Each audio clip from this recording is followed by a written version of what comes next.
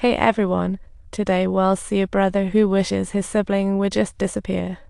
Annie also saw the report. What a coincidence. She washed up on this little island, and the sky is a total mess.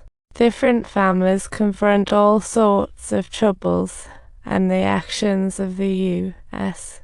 government can truly be described as so ridiculous. Alright, ladies, I need help with family photos. Bobby will lend us his junk box. I hesitated for 3 minutes before she finally decided to take the plunge. I'm here to find my amnesiac husband. Doctor, take me to that guy. Once again, she met that guy who made her stomach turn. Jack was completely puzzled.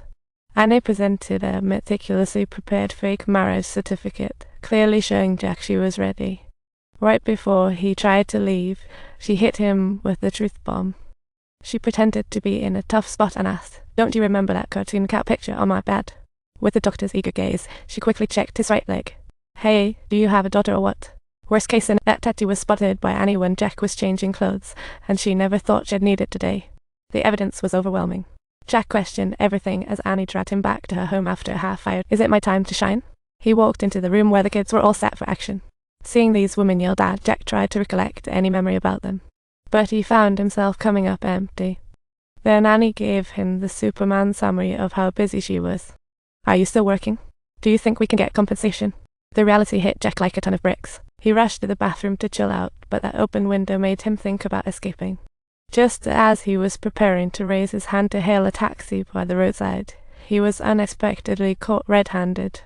What an absolutely terrible day it was. So he had to abandon the escape plan and head back to the bathroom to change into the clothes his friend lent him. Faced with Jack's reasonable questions, they quickly crafted an excuse about the clothes not fitting. All because he worked so hard for the family, the clothes just got a little loose. Anna's praise made him slowly believe he was a good man, so at night he eagerly offered to cook. But as the only son of the world's third richest man, he clearly hadn't learned to cook. The food was terrible, and he almost, when the maid arrived, he intended to complain, like a sheep walking into a tiger's den. "You really don't wash as well as I do, dear, you see. Stop fooling around, we're all starving." Finally, it was the moment Jack had been waiting for, sharing a bed. "Is this how magic happens? You can't even remember who I am and still want to play with me." "Yes, that's great." Annie had a plan and pulled out a blanket from the closet. "Remember? You said y'all sleep separately for 30 days. Jack was instantly dumbfounded. How could he remember when he had amnesia? Annie took him directly to the outside warehouse to shut the door. "If you need to use the restroom, please be patient. It hasn't even brightened up yet." He was assigned to work at a friend's construction site, shoveling dirt and hauling loads.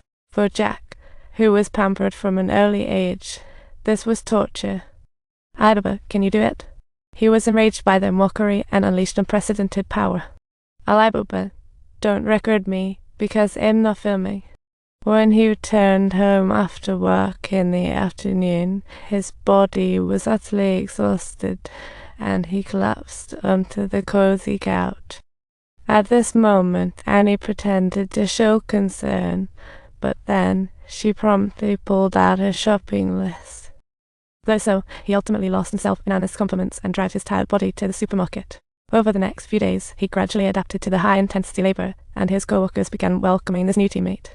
Cooking and household chores became second nature, and Annie watched, secretly pleased with her choice.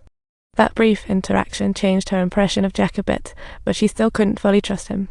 Besides studying every night for her nursing license, Annie was also working as a restaurant server, and today she realized that her eldest daughter, who was supposed to be taking care of her sisters, was unexpectedly playing merrily alone by the pool, and she hastily rushed home in a state of panic. She was worried that her daughters would be in danger alone with Jack, and just as she reached the door, a scream from within made her heart race. Luckily, it was just a little scare. Annie breathed a sigh of relief, but her eldest daughter sulked back to her. Annie was furious and scolded her loudly. Though Jack had no idea what was happening, he stood up for the eldest daughter. "The child is currently going through a rebellious phase.